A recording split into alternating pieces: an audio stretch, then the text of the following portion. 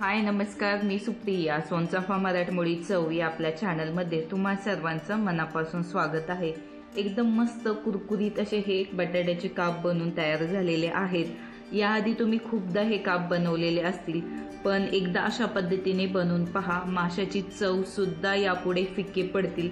इतकी भारी आणि टेस्टी हे बनवून तयार होतात. करायला सोपे आहेत. चला तर मग सुरुवात करूयात. त्यासाठी एक मोठा बटाटा साल काढून घेतलेला आहे आणि त्याचे अशा प्रकारे मी काप करून घेतले. आता जास्त पातळही नाही, खूप जाडही नाही, इतपत आपल्याला असे हे काप बनवून घ्यायचे आहेत आणि हे काळे पडू नयेत म्हणून मी पाण्यामध्ये भिजत ठेवले होते. आता यातील पाणी काढून घेऊयात.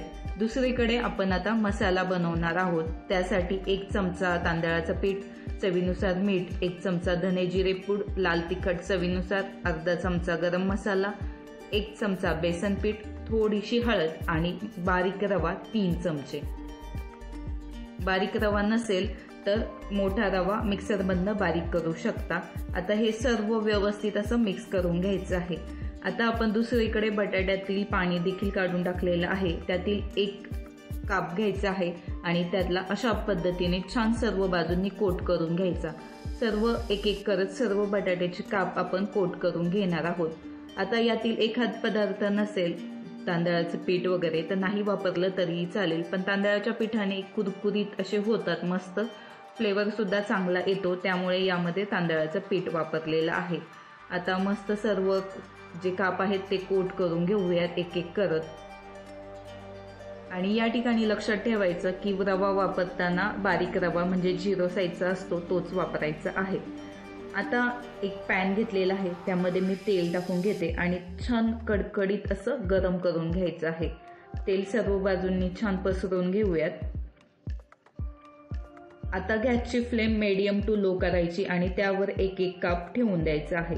आपल्याला हे काप जे आहेत ते मीडियम टू लो फ्लेमवरच खरपूस असे भाजून घ्यायचे आहेत, कारण हाय फ्लेम जर ठेवली तर मसाला जळू शकतो. त्यामुळे आपल्याला एकदम लो फ्लेमवर आपल्याला हे भाजून घ्यायचे आहेत. मस्त सर्व बाजूंनी तेल लागलं जाईल अशा पद्धतीने तेल सुद्धा पसरवून घेऊयात आणि लो फ्लेमवर आपल्याला हे भाजून घ्यायचे आहेत. एक वरची बाजू पाहायची, मस्त पलटी करून घ्यायची आहे आणि तुम्ही पाहू शकता मसाला व्यवस्थित असा कोट झालेला आहे, अजिबात निघालेला नाही, एवढा बऱ्यापैकी जसाच्या तसा राहिलेला आहे. आणि आता दुसरी साईड सुद्धा अशा पद्धतीने लो फ्लेमवर छान खरपूस अशी भाजून घेऊयात. आणि मस्त तुम्ही पाहू शकता मस्त भाजून झालेले आहेत आणि दिसायला खूप असे यम्मी दिसतात. मस्त असे चटपटीत आपले हे बटाट्याचे काप बनून तयार आहेत. आपण हे काढून घेऊयात आणि दुसरी सुद्धा बॅच अशाच प्रकारे फ्राय करून घ्यायची आहे. आणि मस्त बटाट्याचे काप एकदम चटपटीत असे तयार झालेले आहेत. तुम्हाला जर रेसिपी आवडली तर नक्की ट्राय करा. आणि तोंडी लावण्यासाठी हा उत्तम आणि बेस्ट असा पदार्थ आहे. त्याचबरोबर तुम्ही टिफिनसाठी देखील देऊ शकता. रेसिपी आवडल्यास लाईक करा.